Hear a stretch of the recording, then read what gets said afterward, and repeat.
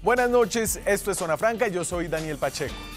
Después de casi medio siglo de lucha contra la cocaína, los colombianos en general y nuestros líderes en particular hemos logrado una cosa impresionante, algo casi inaudito. Hemos logrado no aprender absolutamente nada de nuestros fracasos pasados. Ahora que entra a proponer un relanzamiento de la estrategia contra el narcotráfico, entendiblemente preocupado por el aumento de cultivos ilícitos, el presidente electo Iván Duque, apoyado del fiscal Néstor Humberto Martínez, han logrado hacer una enumeración casi literal de lo que se ha hecho en Colombia desde que comenzó el Plan Colombia financiado por Estados Unidos por allá en los años 2000. Proponen fumigar cuando ya hemos fumigado, proponen erradicación forzosa y familias guardabosques como lo hizo Álvaro Uribe en el 2002. Pero además de un legado de fracaso, de promesas vacías de acabar con la coca y el narcotráfico en Colombia, si hay una cosa notable que la lucha contra la cocaína ha logrado en este país, es que ha logrado postrarnos en un estado de sumisión poco vista en la relación de cualquier país del mundo con Estados Unidos. Es un estado de humillación tan severo, de cesión de soberanía, orgullo patrio y dignidad nacional tan profundo que es impresionante que ni siquiera lo notemos. Por eso hemos aceptado, por ejemplo, que es culpa de Colombia cuando aumenta la producción de cocaína, que aumenten los niveles de consumo en los países desarrollados del mundo y no al revés, como sugieren las leyes de la oferta y la demanda de la economía. Colombia ha extraditado a miles de colombianos, incluso a responsables de crímenes de guerra para ser juzgados por contrabando de drogas en Estados Unidos. Muchos de ellos nunca han regresado. Colombia ha fumigado más de 1 millón de hectáreas de su territorio con veneno, ha lanzado a miles de campesinos a las manos de los grupos armados, mientras Estados Unidos incauta menos cocaína en sus calles y dentro de su frontera cada vez. Colombia ha sacrificado a cientos de policías, soldados y erradicadores manuales para cumplir cuotas establecidas por los gringos, mientras ellos reducen el presupuesto para sus guardacostas para impedir que las lanchas y submarinos con coca lleguen a sus costas. Y ahora, en este nuevo gobierno, todo indica que estamos dispuestos a hacer todo esto otra vez, bajo amenaza de desertificación y con un gusto renovado. Aquí arranca Zona Franca.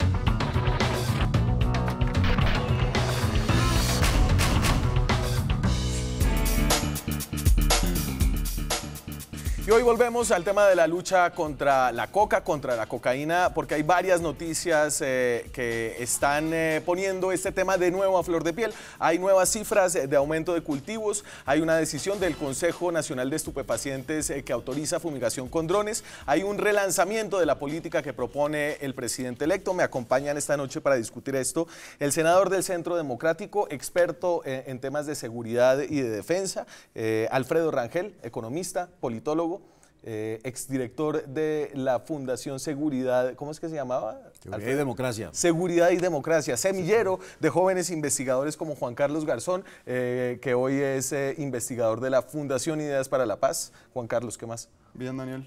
¿Ustedes trabajaron juntos? Sí, hace ya varios años. Hace unos cuantos años, sí. Es una entidad, un think tank, un centro de pensamiento, un centro de estudios sobre temas de seguridad. ¿Y él se apartó del buen camino? Siguió por el buen camino, le ha ido muy bien, le ha ido muy bien. Y este centro de estudios ahora está dentro de la Universidad Sergio Arboleda y siguen trabajando sobre temas de seguridad y orden público y paz, etcétera. Pero entonces, ¿quién se apartó? ¿Hoy van a estar de acuerdo? No. Vamos a ver. Vamos a ver, porque los años pasan y de pronto sigue por el buen camino aquí nuestro querido amigo. A ver, y entonces no sé si es el buen camino el que están retomando en el gobierno nacional. Hoy, después de varios años, ¿cuándo fue que se suspendió la fumigación aérea? En el 2015. 2015. 2015 se toma la decisión de suspender la aspersión. Lo que pasa es que hay un antecedente y es cuando tenemos el problema con Ecuador, sí, se suspende, digamos, en la zona limítrofe y ahí empieza un poco a decaer el uso de la aspersión hasta cuando definitivamente, creo que fue en octubre de 2015. Sí, señor, justo antes o mientras se discutía el tema de drogas en La Habana. Eso. Entonces ahí hay una... hay un antecedente importante. Pero entonces, ahora volvemos a la aspersión aérea con drones. Esto es lo que dice Luis Carlos Villegas. Esto era antes de la decisión, pero ya mostrando las pruebas experimentales que estaban haciendo en el Ministerio de Defensa. Es exitoso primero porque hace más hectáreas con menos recursos, vale menos. Una hectárea con los métodos tradicionales de erradicación cuesta alrededor de 6 millones de pesos, con los drones 600.000 pesos, la décima parte. Y por supuesto es un porcentaje bastante mínimo de lo que costaba la erradicación aérea, que tenía también menos eficacia. Y creo que esto le da un nuevo horizonte a la posibilidad que Colombia deje de ser el primer proveedor de hoja de coca y de cocaína. Los drones, la solución para dejar de ser el primer país productor de hoja de coca. Aquí tengo al presidente Juan Manuel Santos a la salida del Consejo Nacional de Estupefacientes, que es un órgano que componen varias agencias del Estado, si entiendo bien. Son varios ministerios y los órganos de control público. ¿Está el fiscal ahí? También. Ahí claro. está sentado. ¿Y el presidente Santos suele ir a estas reuniones? No, creo que hoy es la primera vez que el presidente Santos va a un consejo en los últimos... Desde que tuvo su primer mandato. Inició el mandato, sí. O sea, fue una decisión importante. Su última decisión en temas de drogas es volver a asperjar con drones. Aquí lo tengo, a ver qué dice. También hoy discutimos la utilización de los llamados drones, de los vehículos o los aviones no tripulados, o son avioncitos no tripulados, que por su altura se asimilan a una aspersión terrestre, no aérea, y que se han hecho una serie de planes pilotos que le han dado pie al Ministerio de Salud y al Ministerio de Medio Ambiente para decir, cumple con las condiciones de salud y de medio ambiente para poderla autorizar. Ahí está el presidente de la República. Le quedan 42 días de mandato antes de que llegue el presidente electo. Afortunadamente. Es lo mejor del mandato de Santos. Lo mejor del mandato de Santos es que ya le queda poco tiempo. Claro, y sí. Lo duro para Duque es que ya va a empezar. Vienen los retos de Duque. Pero mire, yo creo que el tema acá de fondo, digamos, ¿cuál es el escenario? El gobierno del presidente Juan Manuel Santos ha tenido un rotundo y absoluto fracaso, sin ninguna apelación, sin ningún atenuante en el tema de la lucha contra el narcotráfico y contra la producción de drogas en Colombia. Las mismas cifras oficiales están señalando que Colombia pasó en el 2012 de tener 47.000 hectáreas de coca a tener, según el mismo gobierno, en el 2017, 180.000. O sea, se multiplicaron por 4, 3.8, casi por 4, se cuadruplicó las siembras de coca en Colombia. Nunca antes en la historia de Colombia habíamos tenido tanta siembra de coca, ni en los peores tiempos de Pablo Escobar y del Cartel de Cali. Se perdió absolutamente todo el esfuerzo de los gobiernos anteriores, incluso del Plan Colombia. Colombia está nadando hoy en mares de coca y jamás obviamente se ha producido tanta cocaína. Según algunas cifras, son cerca de 930 toneladas de cocaína la producción anual. Algunos calculan que pueden pasar de 1.000 las toneladas, y los alijos que se están capturando no solamente en Colombia, sino fuera del país, merodean casi todas las 10 toneladas. Pero, o sea, y entonces, no es poca cosa. ¿Pero a qué se debe un poquito de la decisión de hoy. ¿Y esto qué significa? ¿Se está echando para atrás de todo? Porque el presidente había planteado una nueva estrategia. Lo que pasa es que, mire, había una estrategia. No es cierto que no haya habido en Colombia una estrategia eficaz contra el narcotráfico. De hecho, las cifras son rotundas, los hechos lo están demostrando. Entre el 2001 y el 2012... A ver, usted si quiere yo le pongo la 2001 y el 2012, la las cifras de producción de siembras de coca bajaron de 144.000 hectáreas. Cultivos. Dale histórico cultivos al 144.000 hectáreas en el 2012.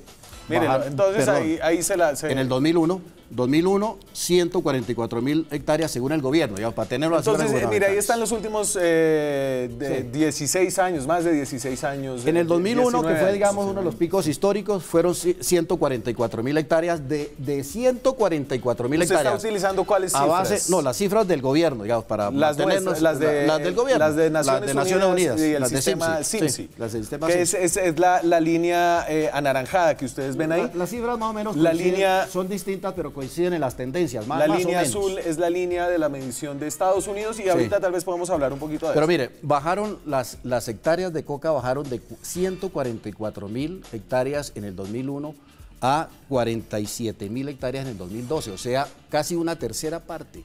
Pero o sea, Santos fue el que llevó en el gobierno Santos fue fue con el gobierno Uribe y con el impulso que venía el gobierno Uribe, 2 años del gobierno de Santos se llegó al mínimo. A partir de ahí empiezan los diálogos de paz, los compromisos con las FARC, se suspenden las fumigaciones, se reduce casi a cero la erradicación forzosa y se crean una enorme cantidad de incentivos perversos que el mismo presidente Santos reconoce en los acuerdos de paz, de tal manera que los campesinos cocaleros se vieron absolutamente motivados, entusiasmados para sembrar coca, pues porque les iban a dar premios, casa, carro y beca por tener coca. Los campesinos que no tenían coca, pues no les van a dar eso. El tema, yo creo, primero es, mi problema con decir que esto es un fracaso es pensar que lo anterior fue un éxito.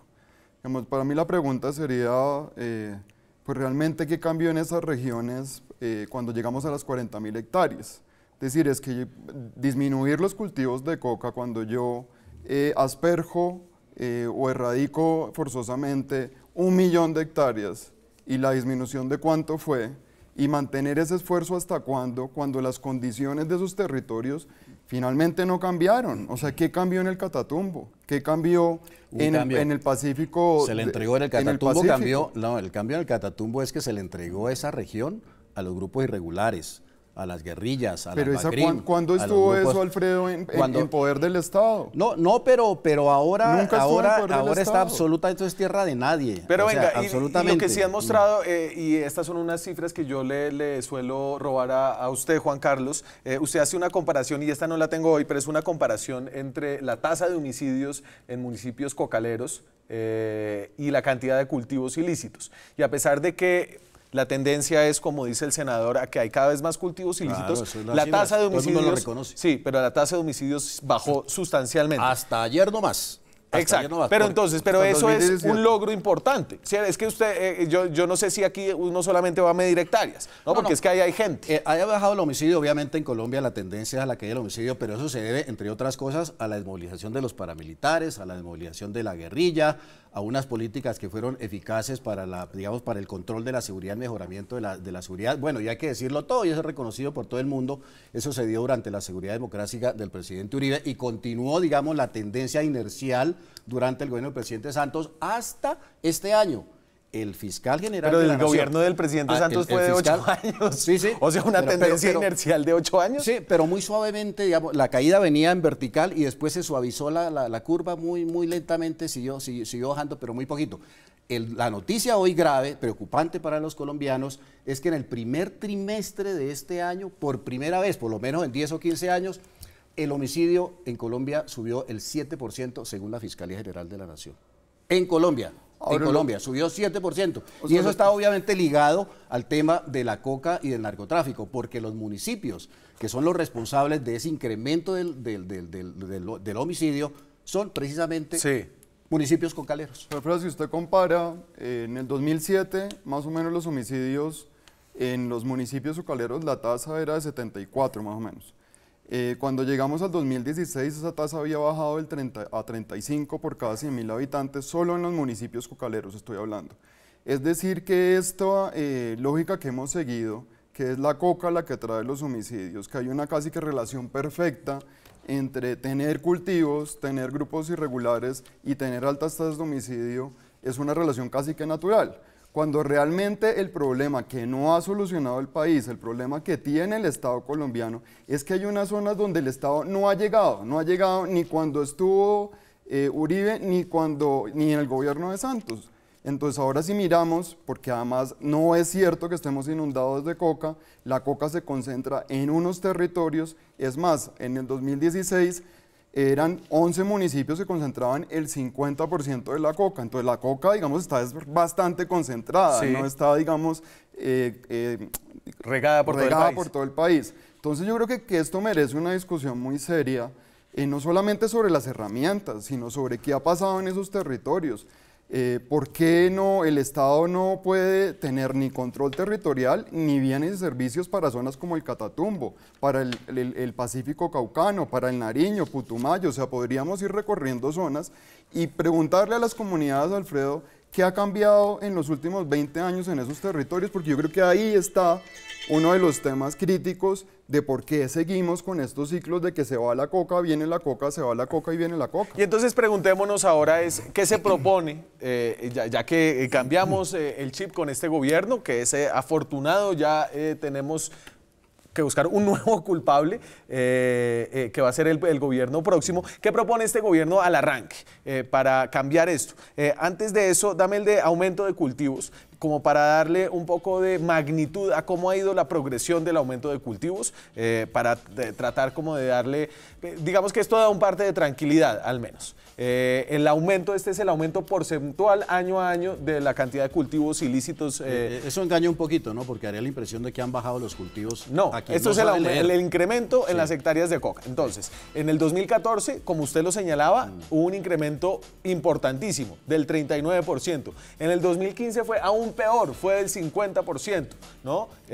Casi se duplicaron. En el 2016 ya el incremento empieza a bajar. 2016 es cuando se están terminando los acuerdos de La Habana, aumentan 11%, y en el primer año de implementación de esos acuerdos, 2017, aumentan otro 11%. Pero aquí, digamos, lo fundamental aquí es tener la idea clara de que entre el 2013 y el 2017 los cultivos de coca se multiplicaron por 4. Claro, pero entonces eso esos incrementos se van sumando unos con otros, claro, y al final pero lo que teníamos 47.000 hectáreas antes y hoy tenemos 180.000 según el gobierno, ¿no? Es que no son senador, inventadas. Pero entonces, como para meterle minucia al asunto, como para tener una mirada, obviamente yo entiendo, ya se acabó la campaña, ya podemos dejar de decir que sí, en el gobierno Santos se aumentaron los cultivos. No, pero es un hecho. Es un hecho, pero es un hecho que están aumentando cada vez menos. No son opiniones, son hechos, están las cifras. Y estas son otras cifras. Sí. Entonces estas otras cifras lo que dicen, hay que entenderlas bien. Exacto, entendámosla bien. Entonces, ¿usted cree que esto es una señal y este aumento, la disminución en la tasa de aumento,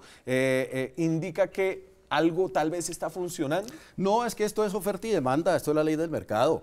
Es decir, esto no puede tampoco crecer exponencialmente a duplicarse cada año los cultivos de coca, porque tampoco hay tanto mercado ni en Colombia ni en el mundo para tanto cocainómano junto, no hay. El hecho es que no podemos decir, como decía el presidente Santos, pues qué culpa si son los hechos. Hace poco dijo, como gran noticia, que los incrementos de los cultivos de coca el año pasado no fueron tan grandes como se esperaban. Hombre, si sobrepasamos los límites históricos en el país, nunca antes Colombia había tenido tanta coca, y para eso, según Santos, eso es una buena noticia. Pues es que había analistas que hablaban de 300.000 cocas, de 30.000 hectáreas de coca. El hecho es que entonces, cuando el gobierno le dicen 200, pues ya le suena no, más. Eso sí. No, ese es un conformismo, pues, como un poquito cuestionable, espérese, ¿no? que entre al gobierno, espérese que entre al gobierno. Porque si en el momento más alto de la producción de coca teníamos 140.000 hectáreas, ahora tenemos 200.000, pues eso no puede ser una buena noticia por ningún lado, pues, de la mire. Por donde la mire es una pésima noticia que tiene al país en un problema muy grave. Es que aquí se incrementa la violencia, se incrementa el dinero para el contrabando, se cae la industria, se cae la agricultura, la corrupción se difunde, la desinstitucionalización, etcétera. No es solo un problema de coca. Lo que pasa es que hay una mirada muy plana del proceso de paz y del papel que han tenido las FARC, ¿no? Entonces tenemos como 3 momentos en el proceso, y es: acordémonos que el punto 4 de La Habana, de los acuerdos, fue anunciado tempranamente. Esto fue primer semestre del 2014, fue uno de los principales puntos. Y ahí sí... Eso fue para impulsar las elecciones. ¿Se acuerda? Claro, y ahí se decía... la reelección de Santos. Que los territorios que tuvieran cultivos iban a recibir una serie de beneficios. Nunca se habló de plata, pero había una serie de beneficios. Entonces tenemos ese antecedente. Octubre de 2015... se suspende la aspersión. Y ahora tenemos enero de 2017, empieza a implementarse. Entonces lo que yo sí recogería es que una cosa es, digamos, este vacío que tuvimos en términos de estrategia durante la negociación y la expectativa que una vez desmovilizadas, desarmadas las FARC, el Estado iba a entrar a esos territorios y entonces íbamos a aprovechar como ese momento para que los cultivos... Pero pues es que ¿quién esperaba que en un año, después de ese lastre, ese pesado lastre, de todas las hectáreas que estaban cultivadas, pues en un año eso se iba a disminuir? Yo creo que, digamos, a mí me parece bastante razonable el acuerdo con Estados Unidos, en donde se dice en los próximos 4 años vamos a bajar el 50% de los cultivos. Y entonces, pero yo estoy de acuerdo con la opinión del fiscal. Hace 2 días nomás, en el Senado de la República, decía el señor fiscal que, además, que iba a intervenir en la reunión del día de hoy del Comité de ahí estuvo, para decir, largo. Oiga, esa meta de reducir en 4 años los cultivos de coca a la mitad, pues es una meta interesante, pero no es suficiente. El esfuerzo tiene que ser mucho mayor, porque es que hemos llegado a unos niveles históricos de siembra de coca y de producción de cocaína. La coca, como dijo Fernando Londoño. En 4 años yo creo que podríamos pensar en una meta mucho más alta, en reducir en un 70% los cultivos de coca y la producción de cocaína. ¿La firma en piedra, senador? No, yo no. Pues tienen que hacerlo las autoridades correspondientes. Ahora, Daniel, ahí hay un problema con el indicador, porque nos la pasamos hablando desde las hectáreas y bajar hectáreas, pero aquí detrás hay familias. El mismo candidato, el mismo ahora, pues ya electo Iván Duque, en una reciente entrevista, pues habló, digamos, de que si esto no se acompaña con alternativas económicas legales, pues volvemos a lo mismo. Entonces, no solamente hablemos de las hectáreas de coca, aquí hay familias, hay comunidades que dependen de esos cultivos ilícitos. Me parece aquí que el problema, o digamos, el tema fundamental no es que nos prometan bajar al 50 o al 70% los cultivos de coca. Me parece que la meta fundamental debería, pues nosotros vamos a aumentar en un 70% los bienes y servicios que están en esas zonas. O sea, empecemos a hablar de otros indicadores. Claro, no, y espérenme, porque me tengo que ir a la primera pausa. Cuando regresemos, ¿cuál es la propuesta de Iván Duque? Este relanzamiento de la política contra el narcotráfico. Con eso regresamos. Seguimos en Zona Franca, hoy en noticias de nuevo sobre cultivos, narcotráfico, el relanzamiento de la aspersión aérea con glifosato, ahora a través de drones a baja altura. ¿Qué dice Iván Duque? Ha hecho un énfasis grande en el problema del narcotráfico como uno de los principales problemas del país. Eso lo dijo en la entrevista que le dio a Yamid Amat en El Tiempo. Y de esa entrevista entonces sacamos un poco los puntos de su relanzamiento de la política contra el narcotráfico. Esto está lleno de innovación. Y aquí, como no me ven la cara, estoy siendo sarcástico. Erradicación y sustitución obligatoria, fumigación, incentivos tributarios a los privados para promover la sustitución de cultivos, pagos por servicios ambientales, familias guardabosques, desarticulación de laboratorios, fortalecimiento de la extinción de dominio, atacar lavado de activos, interdicción, desbaratar la cadena de suministro y atacar el microtráfico. Creo que sí, no, ninguna de esas cosas las había oído yo antes. Solo les quiero poner lo que dicen los acuerdos más o menos para que veamos los contrastes. Y entonces, eso es lo que dicen los acuerdos de paz. Entonces, dicen, un tratamiento penal diferenciado para pequeños cultivadores de hoja de coca, es decir, no meter a la cárcel a los campesinos. Sustitución voluntaria de cultivos basada en compromisos con las comunidades. Las FARC adquieren el compromiso de contribuir de manera efectiva con la mayor determinación y de diferentes formas y mediante acciones prácticas con la solución definitiva del problema de las drogas ilícitas.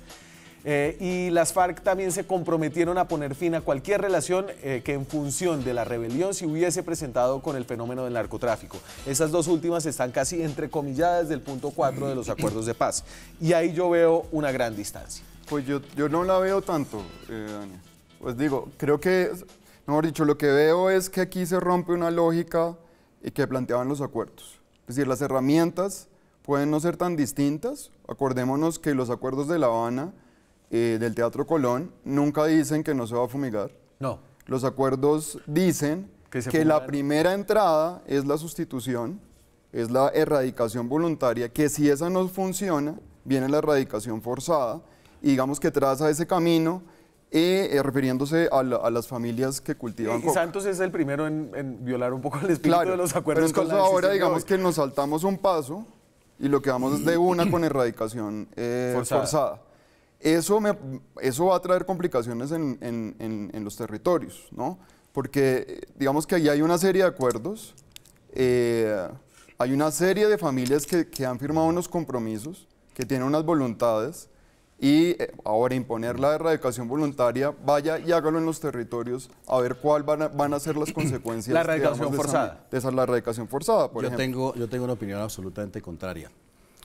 La causa, insisto, del crecimiento de los cultivos de coca y el narcotráfico en Colombia fueron los acuerdos de paz, la negociación de los acuerdos y la implementación de los acuerdos. Y el aumento de los consumidores, ¿no? Usted decía que había una relación de mercado. Sí, bueno, hay más consumidores, claro, seguramente hay más coca disponible en el mercado a más bajos precios y entonces en Estados Unidos está muriendo más gente ahora por sobredosis que nunca antes en la historia. Pero esto es efecto del mercado. Pero vámonos al punto. Se suspendieron las fumigaciones. La erradicación forzosa se redujo casi a nada. Y se crearon unos incentivos perversos a los cocaleros. Es que las FARC tenía como consigna en la región, antes de desmovilizarse, como consigna en las regiones campesinos, a los cocaleros, siembren coca, porque el que no tenga coca, pues no, el gobierno no les va a dar casa, carro y beca. Entonces, claro, y además, tranquilos que no les van a fumigar, no va a haber erradicación forzosa, no se preocupen. Es decir, en la práctica se legalizaron los cultivos de coca en Colombia y se generaron unas expectativas perversas de beneficio para los cocaleros.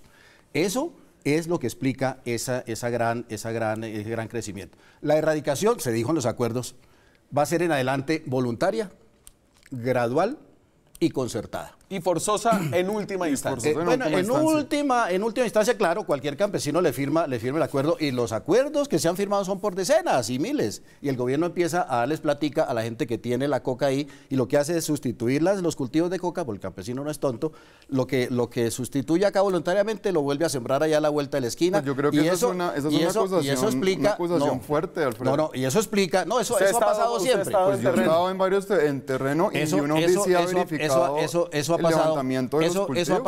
ha pasado siempre. Lo que dice el nuevo gobierno es que vamos a hacer erradicación forzosa. ¿Cómo? Vamos a hacer la erradicación forzosa a la fuerza. Y no vamos a esperar a que sea voluntaria y concertada y a las buenas, porque eso nos va a demorar. Si fuera así, nos demoraríamos 20, 30, 50 años en erradicar voluntariamente la coca. El Estado colombiano no tiene la plata y los recursos suficientes para darles a los campesinos ya todo lo que requieren pues para hacer una sustitución absoluta. Toca hacer la erradicación forzosa. Es decir, en dos palabras, si no se incumplen, para decirlo en concreto, pues y poner las cartas sobre la mesa, si no se incumplen los acuerdos de La Habana en el tema del narcotráfico, no va a haber una lucha eficaz, suficiente y rotunda contra el narcotráfico en Colombia. Hay que incumplir, o sea, hay que ajustar y hay que reconsiderar lo que está escrito en los acuerdos de La Habana para poder tener una reducción significativa del narcotráfico. O sea, lo que pasa es que yo creo que no podemos empezar de cero. Es decir, aquí se empezaron a implementar los acuerdos, hay unos acuerdos con unas familias que se han comprometido a sustituir las plantaciones de coca, y en los territorios donde el Estado ha cumplido, los campesinos en la mayoría de los casos cumplen con niveles de cumplimiento del 88%. ¿Y por qué siguen subiendo los cultivos? ¿Por qué siguen aumentando los cultivos? Porque el programa Alfredo no ha llegado a todos los territorios, el programa ha estado limitado, por ejemplo, el programa no se ha metido en las zonas duras, no en todas las zonas duras donde hay coca. Entonces, yo creo que no hay que ubicarnos en los extremos de decir lo que hay que incumplir los acuerdos, claro, o seguir, o digamos, decir, bueno, entonces vamos a hacer todo lo que hizo Santos, con el tema de la fumigación. Sino finalmente lo que tenemos es que realmente el presidente, el futuro presidente, va a tener que decidir qué va a hacer con el programa de sustitución de cultivos, qué va a hacer con esos acuerdos que ya están firmados, qué va a hacer con la gente que arrancó la coca, que está terminando el primer año de subsidios, a los cuales el Estado les prometió asistencia técnica, y hoy el 8% de las familias que arrancaron sus matas, que cumplieron los compromisos, no tienen asistencia técnica. Entonces, digamos, lo que yo creo es que necesitamos una mirada diferenciada, o sea, no podemos ni meter a todos los territorios en el mismo paquete, ni meter a todas las poblaciones en el mismo paquete. Las grandes plantaciones de coca, digamos, la única forma de erradicación eficaz es la fumigación. Pero eso está comprobado. Después de pero eso, miremos un poquito, pero miremos un poquito, forma de erradicación eficaz es la fumigación. De los grandes, de los territorios, digamos, de las siembras extensivas de la coca. El año con menor fumigación antes de que se suspendiera, en el 2013, fue el año de menor coca. Es decir, mientras iba bajando la fumigación, iba bajando también la coca. No hay una relación atada entre incremento de fumigación y reducción de coca. Las cifras son rotundas. Mientras se empleó la erradicación forzosa y la fumigación aérea, las hectáreas de coca se redujeron a una tercera parte. Hombre, cuando más se fumigó, más aumentaron. No, están las cifras. Pero mira, esa es fumigación versus... No, estas son las hectáreas de coca. No, ahorita yo creo que ahí Daniel, estamos ante lo siguiente, y esto es como si el Estado colombiano tuviera un sobrepeso de coca, ¿no? Y entonces tenemos o la dieta fácil, que es, oiga, eche esta pomadita, úntese esto, tómese esta pastilla, y verá que el peso se le va. Y listo, se toma la pastillita y el peso se le fue. Déjese de tomar la pastilla o echarse la cremita para ver cómo el sobrepeso vuelve. Entonces eso no es una salida sostenible. Lo que necesitamos es seguramente cambiar la manera, no solamente como opera el Estado colombiano, sino lo que ocurre en esas regiones. Entonces yo creo que, digamos, si uno hace intensivamente erradicación forzosa o fumigación, pues es natural que bajen los cultivos de coca, pero yo creo que este gobierno tiene una gran oportunidad de pasar de una política que ha sido gobierno, una política de Estado, de tener un buen plan por 4 años, pero además proponerse un plan que verdaderamente nos dé un horizonte sostenible. Porque Iván Duque podría dejarle una reducción al próximo gobierno, pero si no cambiamos las condiciones, Alfredo, como Estado, no como gobierno, vamos a estar pero para tener el panorama completo, hay que decir que ese éxito en la reducción del narcotráfico a la tercera parte también se debe no solamente a la erradicación forzosa y a la fumigación, sino que eso fue acompañado también de una cantidad de políticas que fueron efectivas, como por ejemplo de las familias guardabosques que este gobierno abandonó totalmente. Le doy un solo caso de ejemplo. En el Catatumbo, allá las hectáreas de coca eran una cantidad enorme, se redujeron a menos de la mitad y eso se reemplazó por cultivos de palma. Los campesinos no son grandes terratenientes industriales, sino en métodos asociativos, en esquemas asociativos, los campesinos sustituyeron la coca por cultivos de palma en muchas regiones. Ese incentivo del que habla Duque en el primer punto, todo eso se abandonó. Las familias guardabosques se abandonaron y simultáneamente la fumigación y la erradicación forzosa, etc. Si esa receta fue efectiva, por favor, es que eso es de sentido común. Si con esa receta, con esa dieta nos estábamos adelgazando, suspendemos la dieta, nos engordamos, hombre, volvamos a la dieta que fue efectiva para reducir a una tercera parte nuestro sobrepeso. Pero no es eso era lo que teníamos. Eso no es sostenible, no, pero ¿cómo ¿cuánto le cuesta al Estado? Pero ¿cómo no? ¿Por qué no? Si cada vez había menos coca, cada vez era más barata sostener el esfuerzo. Pero cuando se deja de tener ese esfuerzo, claro, viene la sobreproducción de coca, la multiplicación por 4 en los cultivos y ya es más complicado. Lo que me gustaría saber, Alfredo, es... Sabemos que hay unas medidas que funcionan en lo inmediato, que es erradicación forzada y digamos la aspersión. 10 años. Que en una mirada costo-beneficio son medidas muy costosas, digamos, ahí no salimos ganando. Ahora, la pregunta es, ¿qué vamos a hacer más allá de eso? O sea, porque ya sabemos que se va a asperjar, ya sabemos que se va a erradicar forzosamente. Digamos, ¿cuál es el plan que se tiene en los territorios? Familia guardabosques. La mayoría de las familias que participaban del programa Familias Guardabosques no tenían cultivos de coca. Esa es la verdad. O sea, nosotros, un programa duro de cambiar en los núcleos cocaleros, digamos, la dependencia de las familias, en Colombia excepcionalmente lo hemos tenido.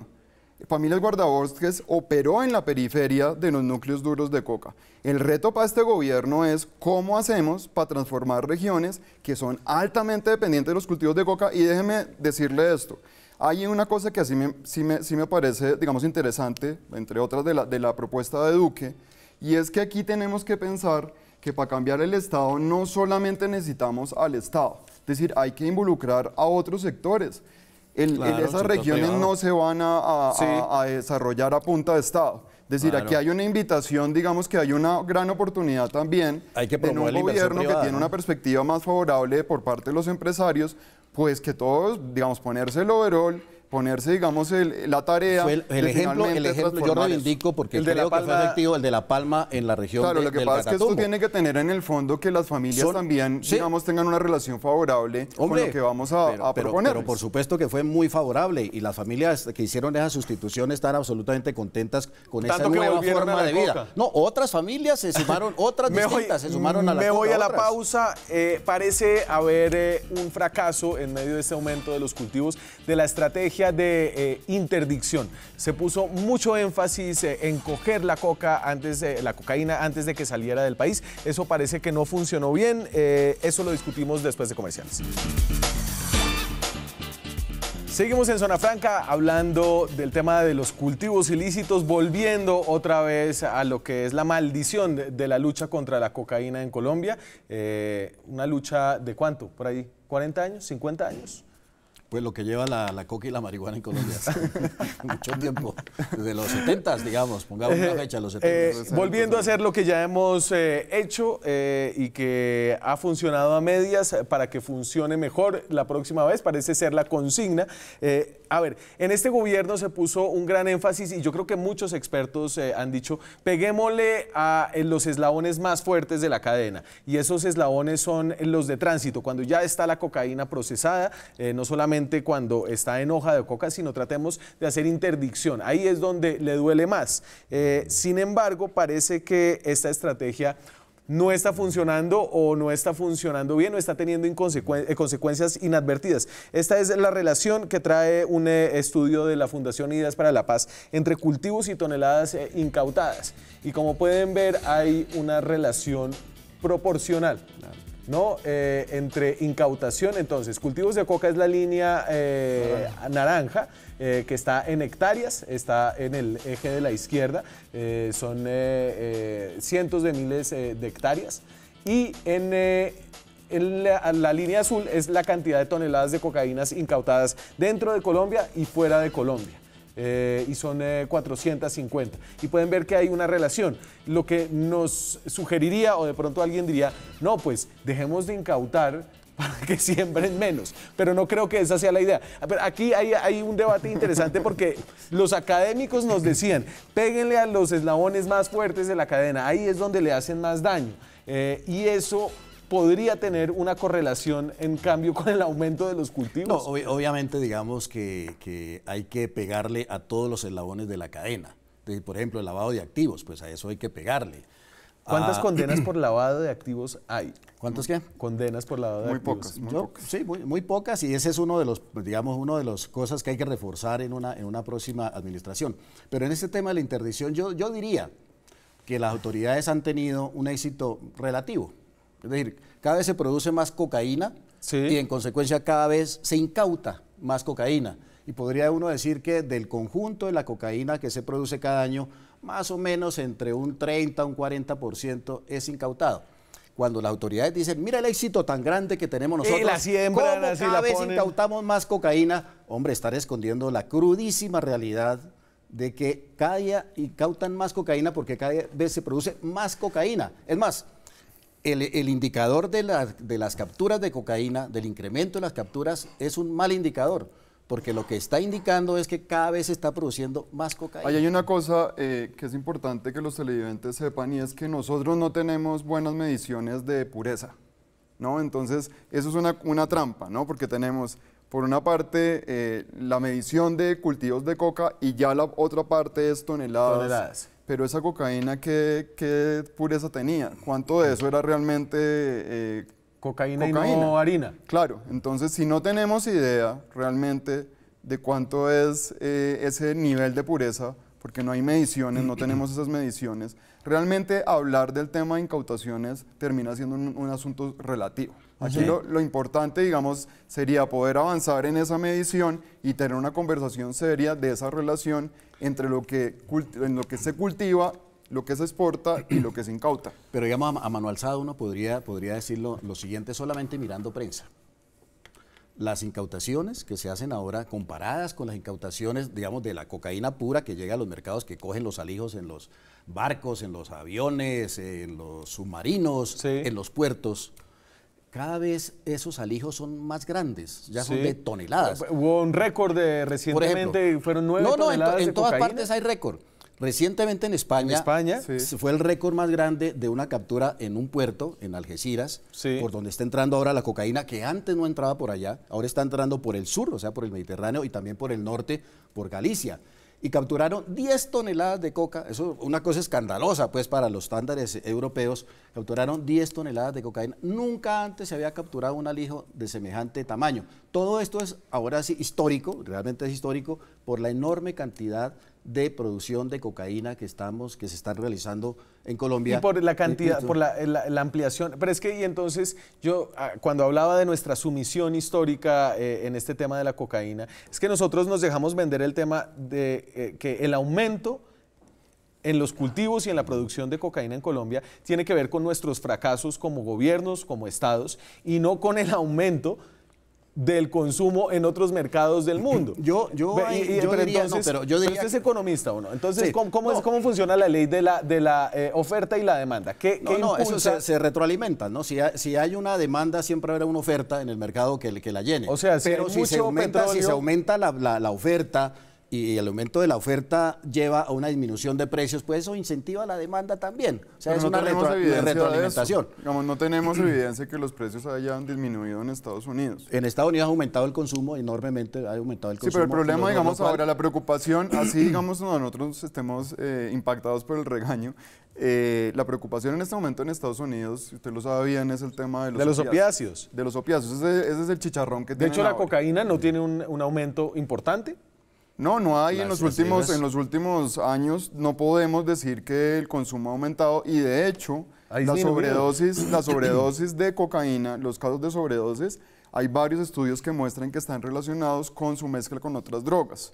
Entonces digamos que ahí hay que relativizar un poco estos datos sin dejarles de restar importancia, ¿no? Pues porque yo creo que ninguno de los dos gana con este peloteo de a ver quién tiene la culpa, ¿no?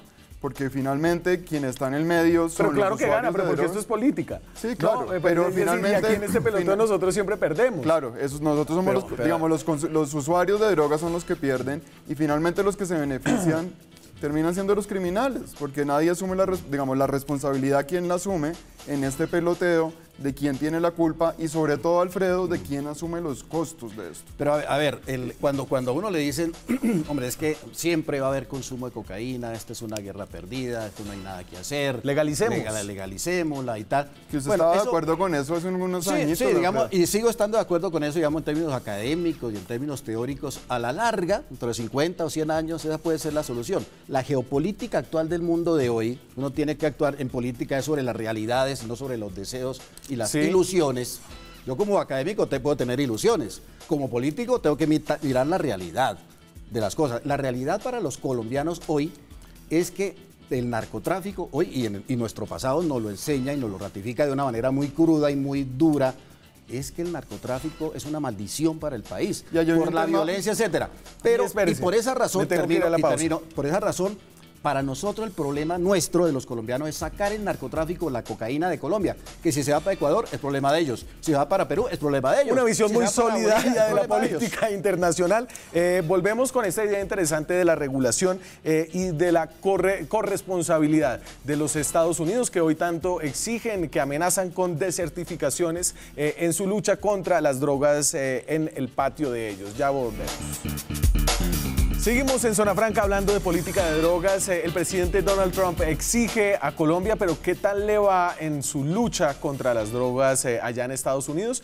Aquí tengo unas cifras comparadas de incautaciones. Esto es histórico. La azul es la incautación en las calles de Estados Unidos. Lo que coge la DEA, lo que coge Colombia está en anaranjado y lo que se coge a nivel internacional, según el Observatorio de Drogas del Ministerio de Justicia, está en gris. Como pueden ver ustedes, Colombia coge la mayoría de la cocaína que se incauta en el mundo y Estados Unidos, en cambio, en sus calles, incauta cada vez menos.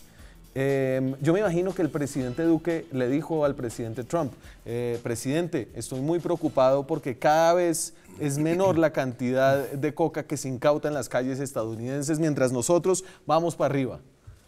Seguramente Duque insistió en algo que es absolutamente conocido, es que el problema del narcotráfico global no solamente está en Colombia, está también allá donde lo consumen, donde transita el narcotráfico. Deberíamos desertificar a Estados Unidos.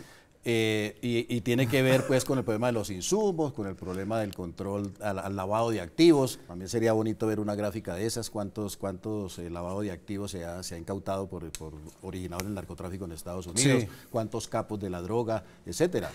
A ver, pero eso no nos exculpa a nosotros, no nos quita, digamos, la responsabilidad nuestra interna, porque así sea en Estados Unidos o en la China, que se la consuman, que se metan la coca, sí, la cocaína, que se le metan la cocaína. El problema sigue siendo para nosotros la violencia, el lavado de activos, claro, la corrupción, pero es que etcétera, eso está atado a la cantidad de cultivos, a la producción de cocaína, o está atado a las políticas que se impulsan para luchar contra esos cultivos. Es un poco la pregunta pues que finalmente, se hace. Fíjese que en las zonas, por ejemplo, donde se está haciendo sustitución, los homicidios han aumentado fuertemente. Por ejemplo, este año tenemos un aumento de más del 40% de homicidios en las zonas donde se está haciendo sustitución. Hay un deterioro de las condiciones. Donde hay menos coca ahora. Se está quitando la coca. Claro, donde el Estado entra a intervenir, pues los grupos armados responden. Digamos, el homicidio es un indicador un poco tramposo, porque pues, podemos encontrar que, por ejemplo, en algunos municipios de norte de Santander o de Cauca o de Nariño, donde hay una fuerte presencia de los actores criminales, pues ahí los homicidios son bajitos, pero porque ¿quién tiene el control? Es decir, aquí lo que tenemos es que asegurar que la baja de los homicidios finalmente responde a la acción del Estado protegiendo a los no a una gobernabilidad como lo que sucedió en Medellín o algo así. Pero uno puede ver, digamos, unas cifras de la Fiscalía, son muy complicado leerlas todas, pero digamos, en Catatumbo y Pacífico, 173% de incremento del homicidio, en Tumaco, 73% del incremento del homicidio en el último trimestre, con relación al año anterior. Es decir, sí hay una correlación entre la presencia del narcotráfico por problemas de vendetas, por las peleas, por las rutas, pero Alfredo, el narcotráfico incluso las bandas criminales. O más bien una consecuencia de la ausencia de Estado, de la falta de oportunidades. No, pero eso sí es el huevo y la gallina, ¿no? El caso aquí es que hay que combatir el narcotráfico de una manera rotunda y esa lucha contra el narcotráfico debe ser de la mano del Estado, la fuerza del Estado, fumigación, erradicación forzosa y zanahoria. Sí. Para los cocaleros, para reemplazarlos por programas productivos, de inversión productiva. Se me acabó el programa. Programas de familias. Termine, Juan Carlos. Sí, una cosa que no hemos hablado aquí, que yo creo que todos estamos de acuerdo, es el tema de corrupción. O sea, esto no puede funcionar en las dimensiones que ha funcionado sin tener una corrupción muy instalada, ¿no? Y creo que si se quiere una mirada promisoria y sostenible de esto, creo que ahí hay que apuntar.